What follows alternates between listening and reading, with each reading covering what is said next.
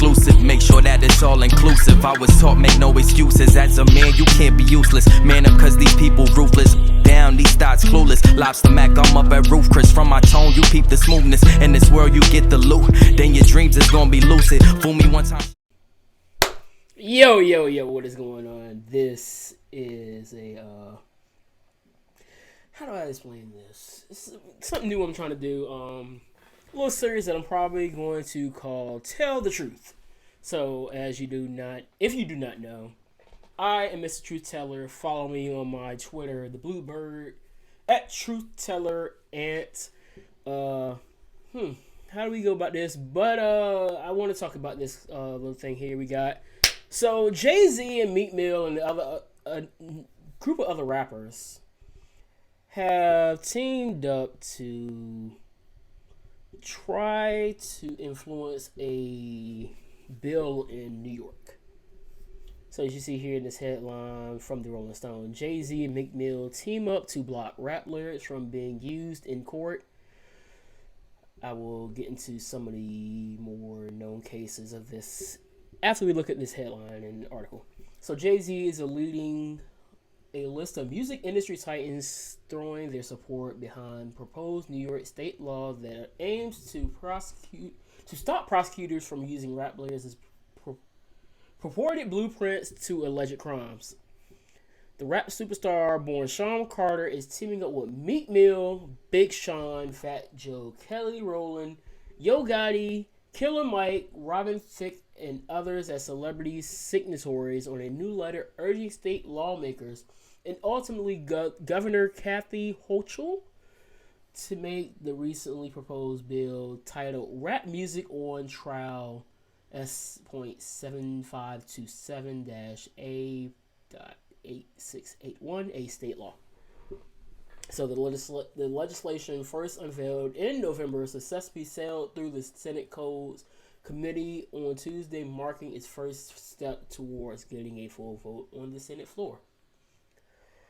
This is an issue that's important to Jay-Z and all the other artists that have come together to try to bring about this change. This is a long time coming. Mr. Carter is from New York, and if he can lend his name and weight, that's what he wants to do. Jay-Z's lawmaker, Alex Spiro, a partner at Quinn Emanuel Urquhart and Sullivan, tells Rolling Stone. Skip that paragraph. By changing the law here, you do a lot of good for the cases that it affects, but you also send a message that progresses it's coming. We expect it will follow in a lot of places, Spiro said.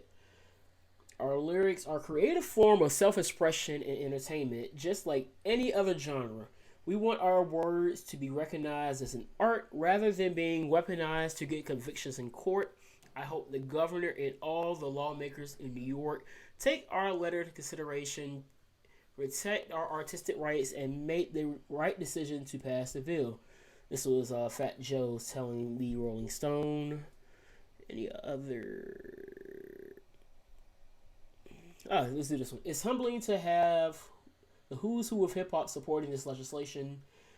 I think it points to how important it is in this moment to protect freedom of expression.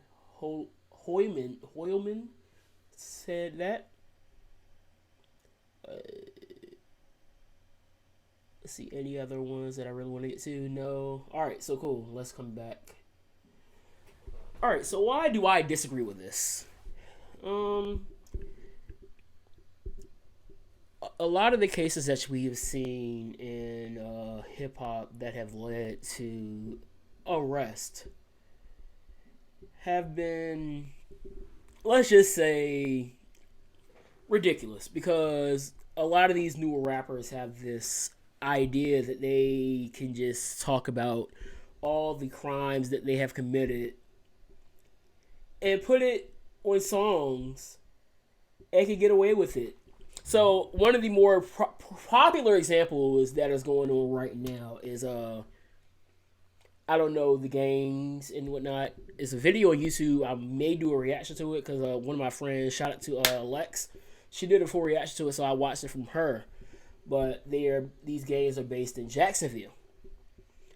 And I'm pretty sure you've all heard these songs. I actually talked about one of the songs on a podcast. Shout out to my podcast. Go check that out. I will actually find it and link it into the bio. So they talked about that. And the song was Who I Smoke.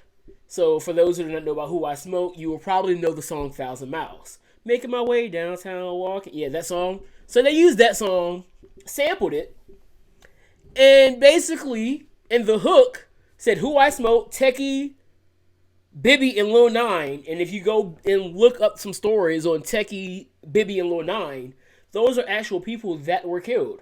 And on YouTube, you can find the entire backstory of how the killing happened. Now, this is clearly this is not in New York, this is in Florida.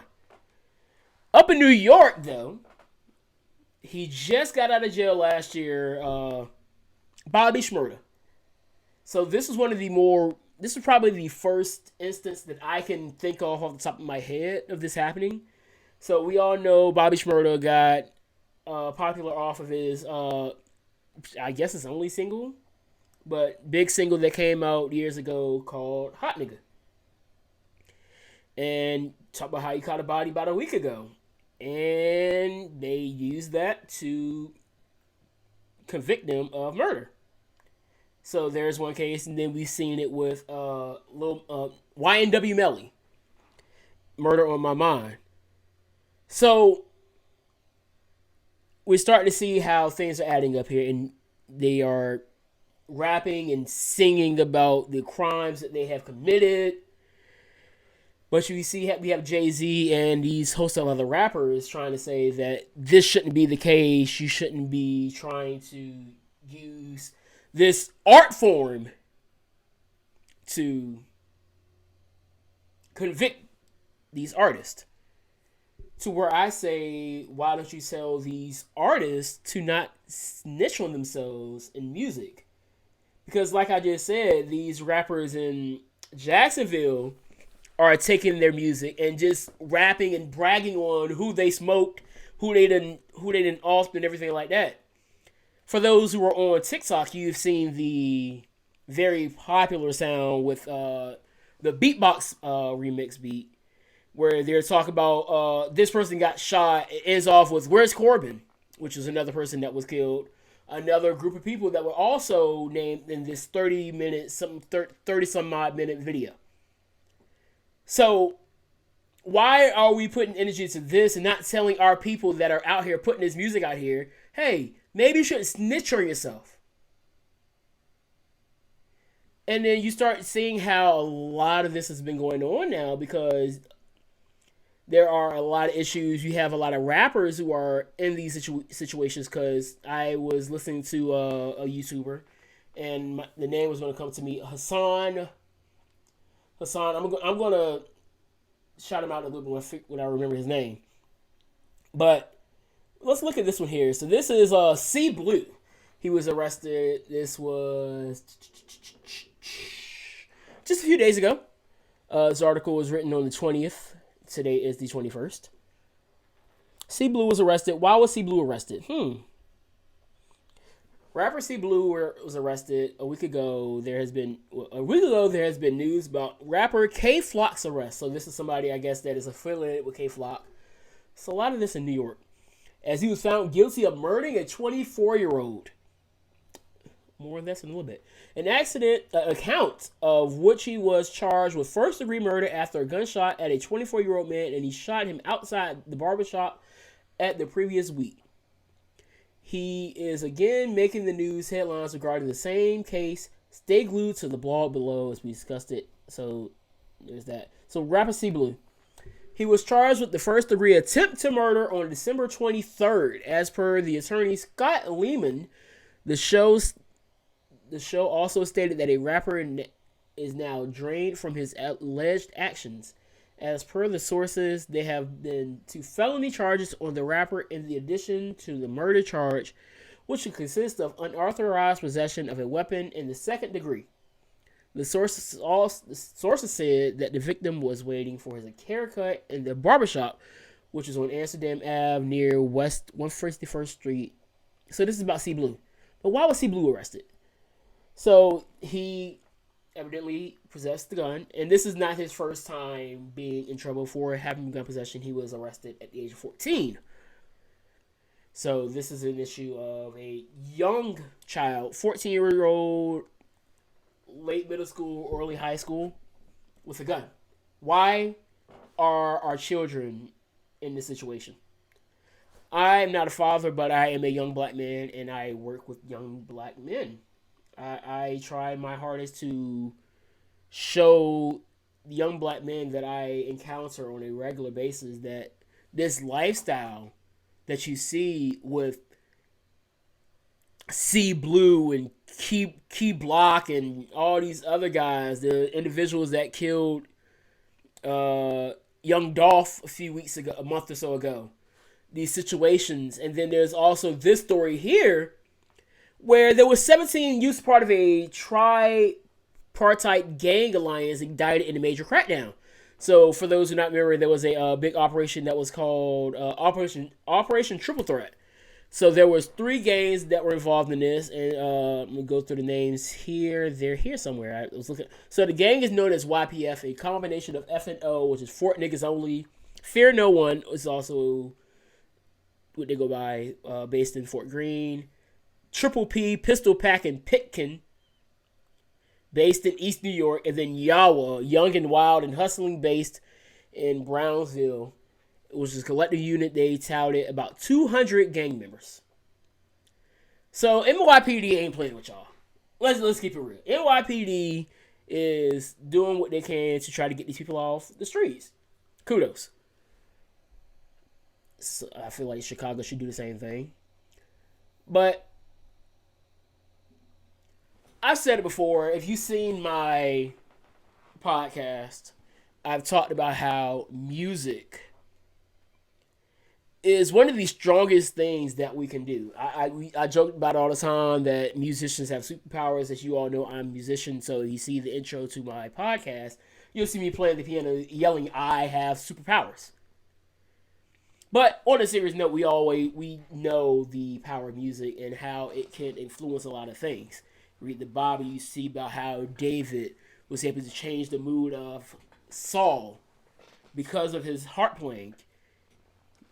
If you're sad, you're going to listen to something that's either going to make you more sad or it's going to lift your spirits up. We already know the power of music, but somehow, some way, we always sleep on it. And so we talk about how much we sleep on the power of music. Why is it that we don't see how these artists that are putting these songs out here trying to portray this lifestyle, whether they are living it or not, and don't say, this may affect the way our children think? So now you got all these rappers out here rapping about people that they have killed and whatnot, and it's just art. Oh, it's just art. Not thinking about the effects it can take on your children.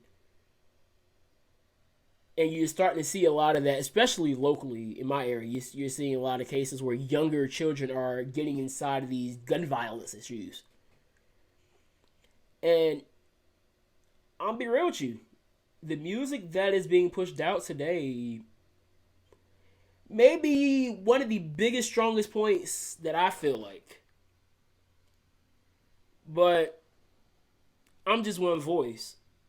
How do we stop this? Because clearly the music is going to be there. The kids are listening to the music. Talk to your children. Talk to a child. Show them that there is another way to live outside of this thug life and having to carry a gun and having to be a part of a gang.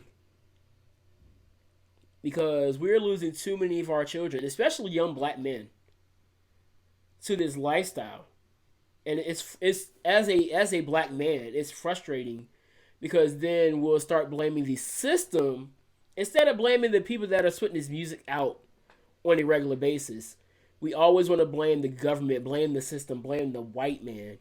But then we turn a blind eye to how we portray ourselves. I just don't understand how we can sit here and do that and then expect things to change. Yes, we still have to fight the fight to be treated fairly in society, but at the same time, we can't fight this one fight and then just turn a blind eye to a fight that's been going on and trying to make sure our house is in order as well. But that's just me. Tell me what you think in the comment section. Like, subscribe, check out the podcast. I just dropped an episode the other day, yesterday. No, 2 days ago. No, it was yesterday. But on Wednesday, I dropped an episode. Check that out. Tell me what you think. I got some more videos brewing up. Until then, peace, love, and pop stars. Always drink water. Sliding it like a wet flow. Already fried from the get-go. Alligators look like gecko. Everything I do, they echo.